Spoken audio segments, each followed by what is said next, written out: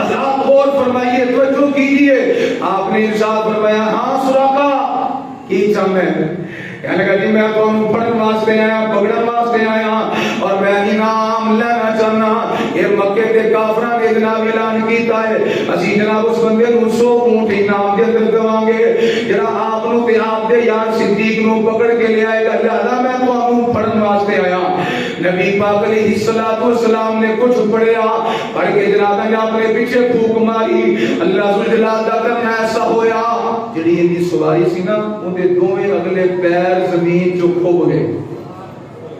ان دے دوویں پیر زمین دے وچ اگلے دوویں پیر زمین چ کھب گئے۔ ایویں نہیں مالک کائنات نے قرآن کریم چ فرمایا یا ایھا الرسول بلغ ما انزل الیک من ربک وان لم تفعل